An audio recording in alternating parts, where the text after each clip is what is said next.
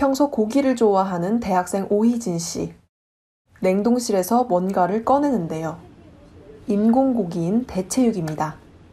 프라이팬에 구워 먹기 위해서인데요.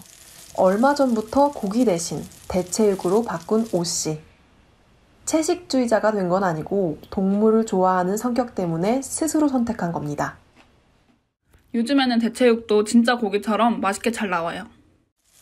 고기지만 진짜 고기는 아닌 대체육. 동물 세포를 배양해 만든 고기와 식물 성분을 사용한 고기, 이 두 가지로 나뉘는데요. 과거 채식주의자들을 중심으로 소비되던 콩고기가 맛과 질감을 달리하는 식으로 진화된 것입니다. 대체육 소비는 비건 식당을 중심으로 뚜렷해지고 있습니다. 식문화에 대한 관심도가 높아졌다라고 생각을 하는 게 맞는 것 같고, 그런 거에 대한 소비가 증가했다라는 표현이 조금 더 정확할 것 같고, 비거니즘이라는 거에 대해서 전체적으로 관심도가 높아지고 트렌드화되는 거는 확실히 맞는 것 같고. 대체육에 대한 관심이 커진 것은 과거 채식주의자를 중심으로 일어난 현상과는 다릅니다. 맛과 비용보다는 자신이 지향하는 가치에 따라 상품을 구매하는 이른바 가치 소비가 반영된 것인데요. 특히 환경과 동물 복지에 관심이 높은 MZ세대를 중심으로 확산되고 있습니다.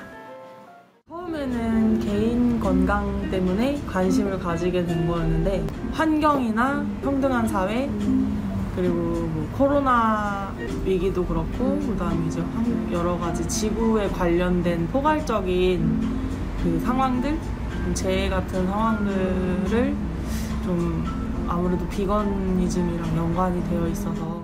저는 원래 좀 동물권에 관심이 많았어서 그래서 채식을 하다가 대체육을 인터넷으로 엄청 왕창 시켜서 대체육으로 비건 바베큐 파티 했었거든요. 한 시장조사 전문업체에 따르면 지난해 국내 대체육 시장 규모는 115억 원, 올해는 155억 원 규모로 34% 성장할 것으로 예상됩니다. 대체육 소비가 꾸준히 늘면서 시장 규모도 덩달아 커지고 있는 셈인데요. 국내 식품 산업의 최근 추세를 엿볼 수 있는 한 전시회에선 다양한 대체육 상품이 눈길을 끌기도 했습니다. 코로나19로 환경 문제에 더욱 민감해지면서 대체육 소비가 계속 성장세를 보일 것으로 관련 업계는 보고 있습니다. 저희가 판매를 시작한 이후로 조금씩 매출은 계속 늘어나고 있습니다. 장기적으로 보면 성장 가능성이 분명히 있는 시장으로 보고 있는데요. 하지만 소비자 단체는 대체육이 가공식품인 만큼 인체 유해성 여부를 가려야 한다며 우려 섞인 목소리를 높이고 있습니다. 이런 인공육이 어떤 과정에서 만들어지고 어떤 첨가물이 들어가고 어떤 유해가 올 수 있다라는 거를 알고 선택하는 거랑 모르고 고기라고 인지하고 먹는 거랑은 다르다는 거죠.